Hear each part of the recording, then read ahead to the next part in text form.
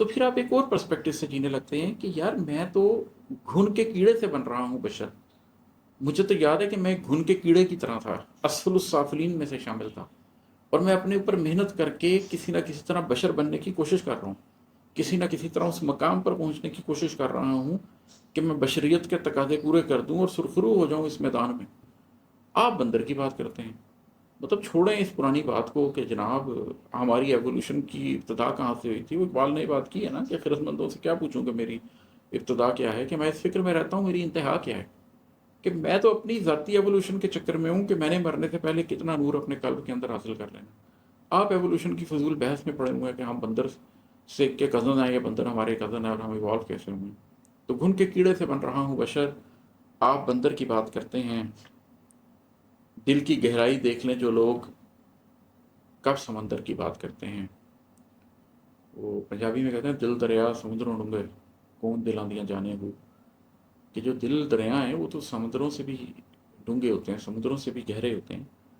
تو جو شخص اپنے دل کی گہرائی جان لے، جو شخص نسل انسانی کے قلوب کی گہرائی جان لے، اور یہ جان لے کہ اس کی تہ میں کیسے کیسے موتی ہیں، اس کی تہ میں کیا کیا ہے جو وہ ڈھونڈا جا سکتا ہے، وہ پھر سمندر اس کے لیے کوئی چیز نہیں ہے. وہ دنیا کے سمندروں کے اندر جا کر وہاں پر موجود میرین لائف سے زیادہ اپنی ذات کے سمندر میں اتر کر اس کی تہ میں موجود موتی ڈھونڈنا چاہتا ہے، اپنی ذات کو کھوجنا چاہتا ہے، اپنی ذات کی ایولیوشن کے اوپر کام کرنا چاہتا ہے. اور یہ ایک شعر ہے، یہ ایک سفر میں نے کیا تھا اس کے تناظر میں ہے. یاد کرتے ہیں وہ پہاڑ کی سیر، آج پھندر کی بات کرتے ہیں.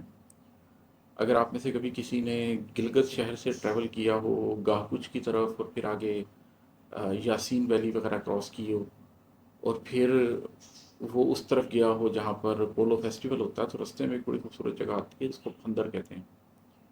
تو بہت خوبصورت، بہت سینک چھوٹا سا گاؤں ہے.